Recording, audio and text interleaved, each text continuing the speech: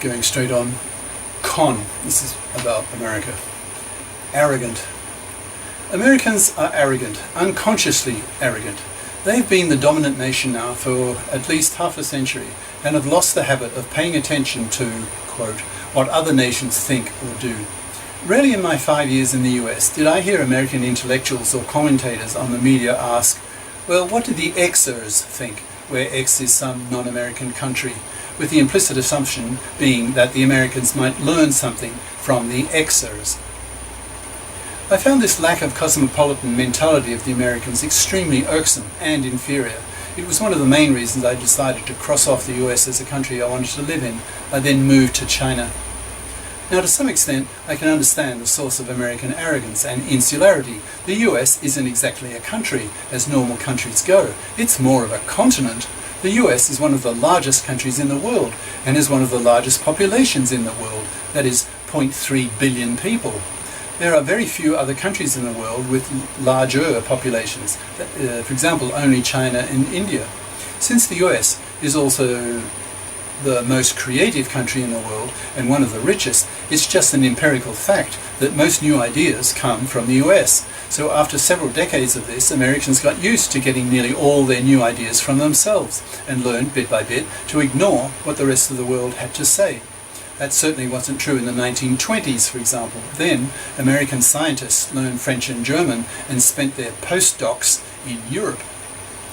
But things have changed in the past few decades. Europe recovered from its war wounds and started reasserting itself. After all, the US is just an offshoot of European culture, with a European language, European legal values, European education systems, European industry, etc. Europe then formed a European Union, and as more countries joined, became the world's biggest trading bloc. The EU is now 1.5 times bigger than the US in population terms, and keeps growing. At the time of writing, there is talk that the former Western satellites of the USSR may join the EU. If that happens, maybe Russia will join? Question mark. This was written in, 2007, so 10 years ago. It's Europe, not the US, that now leads the world in terms of political innovation. The US is still stuck in its 19th century nationalism. Europe is moving beyond the nation-state to a regional political bloc, and is a model for similar organizations in other parts of the world. For example, the AU, African Union, ASEAN, ASEAN, that's Association of Southeast Asian Nations, etc. Europe is seriously starting to kick America's butt in areas which have traditionally been America's strongest. For example, technology. For example, the Airbus is beating Boeing all too often. The French TGV, Très Grande Vitesse, very high speed, trains are all over Western Europe now. America doesn't even have one that is of TGV speeds.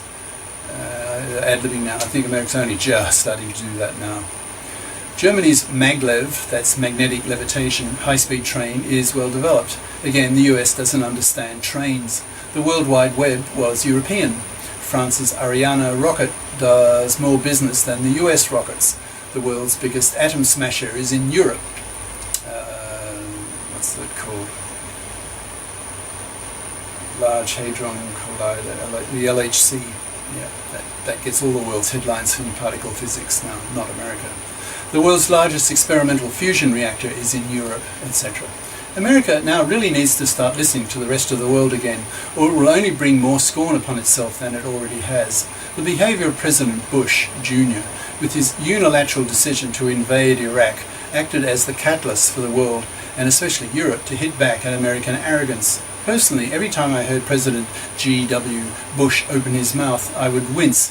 What an articulate fool, end quote. The fact that the American public voted him into a second term reflects poorly on the American public. Both Canadians and Europeans would have voted him out 4-1 during the second term elections, according to international opinion polls. Fat. Each time I have to catch a plane to go to an international conference in the US, I'm reminded how fat Americans have become. When I walk to the gate of my flight and watch the other passengers, I see Americans with their 20, 30, 40 pounds of excess flesh and am disgusted. It's so unattractive to look at, compared with Asian slimness that I far prefer. Ad-libbing now, 10 years after I wrote this. so 2017. In fact, today is my birthday, a big birthday, because I'm 70 today. Anyway, this past year or two, I have noticed how fat Chinese have become, especially the young people who are now going to fast fat restaurants, American style, and getting American bodies. And I've noticed just in the past year even a decided increase in fatness of the young, and the older as well, especially the young. Back to the book. I read that a third of Americans are classified as being obese and that another third are overweight. I asked myself, what effect must that have on American energy levels and general conservatism? Many commentators in the US remark how much more conservative Americans have become this past decade. Could a lot of that be due to Americans being tired at the end of the day, due to having to carry around an excess of 20 to 40 pounds of flesh? Obesity is not just an American problem, it's a symptom of affluence. When everyone has cars and laptops with Wi-Fi and the internet, and the economy is rich and food is cheap, plentiful and delicious, and people stop walking, taking their cars everywhere, then they will get fat. Most of the richest countries are going the same way. America is simply in the lead this way because it got richer sooner. It leads in nearly everything, the good with the bad. But it has to stop, or people will be dying prematurely in their millions. What I call the fast fat restaurants, FFRs, are now killing off as many Americans per year as the cigarette companies. These two types of companies are the great mass murderers of our age and need to be purged. Religious. Americans are far more religious than Western Europeans. For example, according to an international poll on the question, quote, "Is God important in your daily life?" 70% of Americans said yes, as against 10% in Denmark. This is a huge difference. In Europe, religious ideas are seen largely as being superstitions, as ideas that no longer belong to an educated, sophisticated public, as scientifically untenable. This is certainly not true in the US, which inherited so many of Europe's religious nutcases, that is, all kinds of weird religious sects who wanted to be free of the ridicule they faced from their European neighbours, and were attracted to the wide open spaces of the American colony, where they could establish their own little isolated communities and live free from European scorn. Well, the European scorn has returned. Europeans are increasingly turning their noses up at Americans, especially on the religious issue. The general European attitude tends to be that 2/3 of Americans still believe in largely Christist ideas that are 2,000 years old, that make no sense at all in terms of modern scientific knowledge, or in terms of just a little critical thinking. For example, ideas such as sons of gods, resurrections, miracles, life after death, angels, virgin births, etc. To Europeans, such ideas are increasingly seen as coming from a bygone era. The fact that this is not the case in the US simply makes Americans look conservative, old-fashioned, 19th century, backward and inferior. European disdain for America is growing, and that is not a good thing. Europe built America, and America saved Europe from itself. The two leading democratic blocs in the world should be nice to each other, but Europeans are increasingly feeling that the US no longer deserves to be on the world's center stage, and are quietly pushing America to the wings. Since no culture likes giving up its place as number one, the Americans will not like this, but there's probably not a lot the Americans can do about it. A century ago, England was the top nation. Now it is seen as the guards van, the caboose of Europe, Mr. Slowpoke, holding up the EU innovations of the French and the Germans who lead the EU. If the Americans want to remain a player in the 21st century, they'll have to do what the Europeans did. That is, get a lot bigger, become a regional bloc, by combining politically with the other 30-something countries in the Americas, that is all of them, North, Central and South American countries. Then the UA, Union of the Americas, would number about 0.8 billion, which would make it a force to be listened to in a world of the billion club, that is China 1.3 billion, India 1.2 billion, Europe 0.6 to 0.8 billion, etc. No upper class. America is a migrant nation, a new world nation, a nation of colonists. It lacks the influences of a European upper class for the simple reason that the European upper class chose not to migrate. It would not have been in their self-interest to migrate. Why should they? How would it have benefited them? The attitude of the European upper class was that if one of their members committed some transgression, for example, one of their daughters got pregnant without a husband, then it would be, quote, "Send her to the colonies," as though it was some kind of banishment, which of course it was. As a result of lacking an upper class and its huge size, the US has all kinds of failings that the other British colonies do not have to the same extent. The US, being so large, inevitably had to obtain its independence from Britain, as the saying went at the time of the American War of Independence, or from the British point of view, the Colonial Rebellion, quote, "How can an island dictate to a continent?" How indeed. Unfortunately, the US got its independence from England too soon, before England had had enough time to civilize the country. Look at Canada, Australia, and New Zealand. All these former British colonies are much more civilized, more humane nations than the US. If there is no influence, no presence of the European upper class in the US, then by default the dominant influences will be from the English middle and lower classes, and that shows, for example, in today's American culture and its arts. Typically, an American high school will more than likely have a band, whereas a German high school will have an orchestra. America has produced lots of pop singers and Elvis Presley, but where are the American Beethovens and Schuberts? There are very few.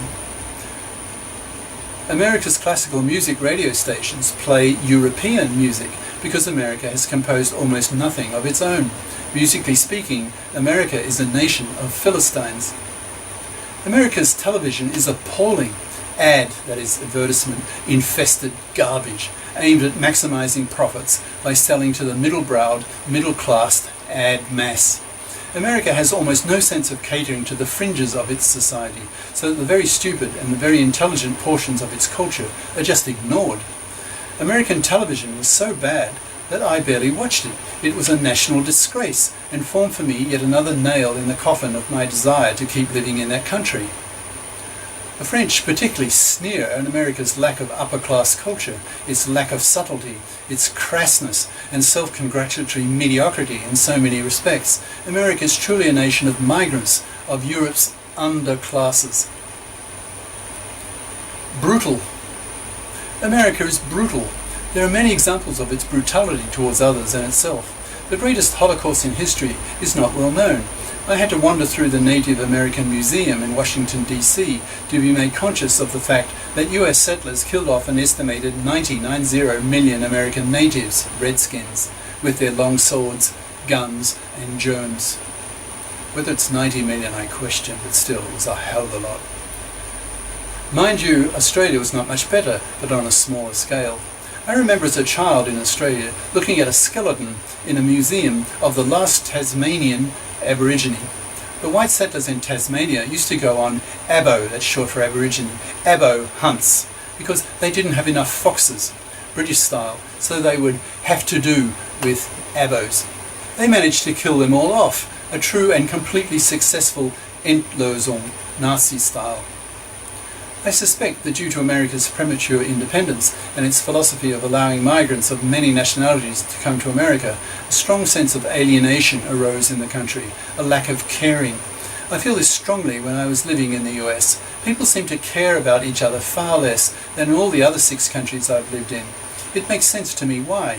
When the guy next door, so to speak, has a different skin color, has a different religion, different beliefs, different values, speaks a different language, comes from a different country, then how on earth can you have much in common with him? You can't. So you tend to ignore him, not care about him, because he's just too different. America is full of cultural differences. I think the US pays a heavy price for its degree of difference, that is, in the form of a deep-seated, even unconscious, level of cultural alienation. The Japanese call the US a mongrel nation. Relative to the extreme homogeneity of Japan, that view would be entirely appropriate. The two cultures are polar opposites on that score. Japan is probably the most homogeneous culture on the planet, and the US must be one of the most heterogeneous.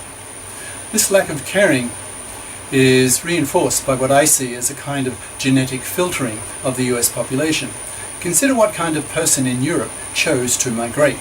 not your socially integrated, popular, kind person. Migrants were often the selfish, non-groupist, ambitious, striving, gutsy, rugged individualists. The stronger the reputation America gained for attracting such kinds of people, the more such kinds of people were attracted. America now is a nation of such individualists, uncaring, uncouth, and callous. Consider the result. America is now one of the few countries left in the world at the time of writing, which I think is about 2007, that does not yet have a national health service. It's the only industrialized nation in the world that does not have one. One of the basic criteria to describe a nation as civilized is that it takes care of the basic physical health of its citizens, but America doesn't even do that. There are some 45 million Americans who don't have health insurance. They die prematurely due to lack of treatment because they can't afford it. That aspect alone of the US made me disgusted. It was another of the several main reasons why I decided to no longer live in the country. In my view, it wasn't worthy enough, not civilized enough. But there's more. America matured along with the repeater rifle. Everyone had a gun living in the Wild West. Having a gun is part of American culture and is deeply ingrained into the American mentality. The result? About 30,000 gun murders each year compared to Japan's 100, because the Japanese had more sense than to give its citizens such deadly weapons. Most countries place severe constraints on gun ownership, but not in the US. As a result, criminals can still get guns easily and rob people and kill them in the streets. It's a national scandal, what the Germans call Kulturschande, which means culture, shame, or scandal. Imagine how Americans will feel with the global media when they sense the huge social pressure against them by the vast majority of the world's population in relation to America's blind spot regarding the private ownership of guns.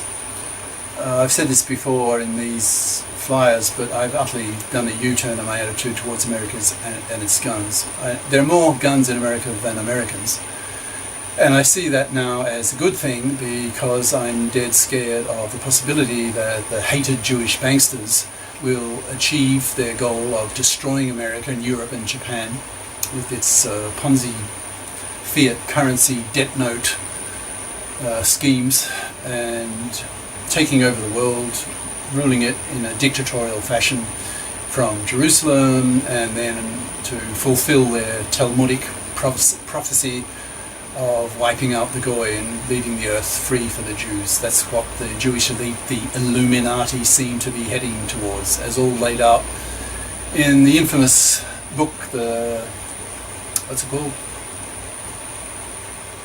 The Protocols of the Learned Elders of Zion, which is a kind of blueprint for the Illuminati, which the Illuminati seem to be following step by step to amazing accuracy. So, with Americans and their guns, if the Jewish elite do try to smash America, then they will just be shot dead.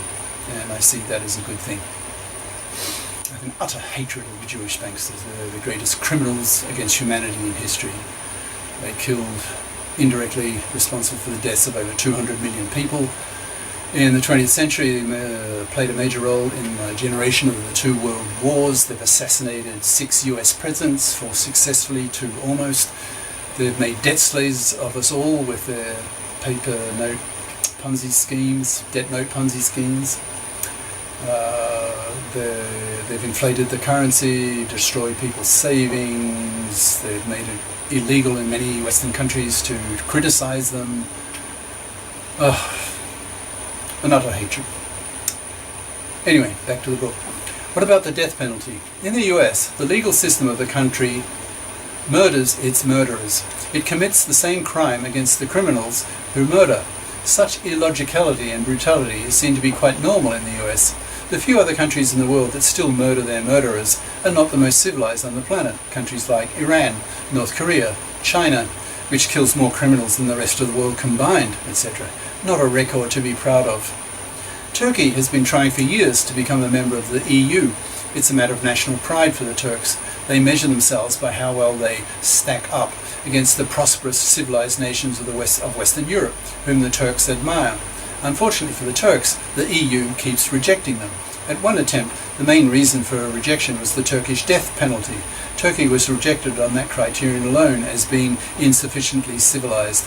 If, hypothetically, the US asks to join the EU, the Atlantic Union, then the EU would reject it too for the same reason. America is not sufficiently civilized. Monomedia. Most Americans, due to their lack of international television, that is now the norm in Western Europe, are very insular-minded. American insularity is partly understandable, of course. Countries in Europe are the size of states in the US. An American has to make much more of an effort and to pay more to leave his country than a continental European has to do to leave his. It's not surprising that Europeans are more multilingual and more multiculturally sophisticated than Americans. Most countries know more about America than America knows about them. That's partly due to American movies, but mostly due to the fact of the insularity of the US media. In Europe, I could zap cultures. One of the main reasons, I believe, why Europe is now pioneering the creation of the post-nation state, the regional state, the union, is due to the fact that Europeans can see each other's national television channels. It generates a sense of European community feeling. For example, in Brussels, I could watch TV from the UK, France, Germany, Holland, Belgium, Italy, Luxembourg, Spain, and the US, CNN. America has nothing like that. Imagine the impact of such multicultural television on one's mind. Do you want to know what the French think about the German decision on a particular economic issue? Zap to a French news channel. You listen, you understand. Want to hear the German side on the same issue? Zap to a German news channel. You listen, you understand. Now you see both points of view. You see that they're both right and both wrong. You think that the two sides should talk more to each other. The two sides could do that more easily with a global language. In fact, that is more the case now. There have been times when the national European leaders have locked themselves behind closed doors with no interpreters to thrash things out. They could all speak English well enough to do that. If America is to learn about the superiorities of other cultures before it really descends into mediocrity this century, it needs to internationalize its media and to push the learning of foreign languages in the schools. Americans are paragons of monos, interculturally incompetent and naive, with a poor sense of history and cultural relativity. They misinterpreted the Vietnamese, who were fighting to get rid of their American colonialists, who replaced the French. They misunderstood the Arab Islamist mentality in Iraq. Will they ever learn? Not while their media is so provincial. Things need to change, or America will simply not be a player in the 21st century. The more sophisticated parts of the world will simply ignore the US. As the French say, petit con américain, which literally well, going straight on. I won't even try to translate that. It's not complimentary. Well, I will translate it. Petit con literally means small cunt. Its actual meaning in French is small-minded idiot. So petit con américain. It's a very common expression in France. Jews. There are roughly as many Jews living in America as there are in Palestine. So what the Israelis do is of great interest to America's Jews. After the Arabs flew 3 planes into the US World Trade Center, I don't longer believe that anymore. I see 9/11 as a false flag, an insider job, implying strongly the what tends now to be called the deep state, or in other words, the Jewish banksters, the Jewish elite who control and dictate America, have an utter hatred of them. Through 3 planes into the US World Trade Center and the Pentagon, I remember having a discussion with a group of Americans soon after, when I was asked for my opinion on the events. Ironically, my first working day in America was the very day all that happened, that is 9/11, that is September the 11th, 2001. I kid you not. That was my very first working day in the US. Once I had finished my spiel, I sensed a shocked, deeply resentful reaction on their part. I sensed that they did not understand me at all. It made me feel quite alienated and feel how out of touch America is with its own monocultured view of the world. I said to them that 9/11 was mostly brought upon by the US by itself, its just deserts, given the massive injustice that the US has committed against the Palestinians. A few thousand American deaths is very small beer in comparison to what America has done to millions of Palestinians, that is, robbing them of their land because of America's Jews. Here is the logic I gave them. It takes a lot of land to house millions of Jews. The two basic tenets of the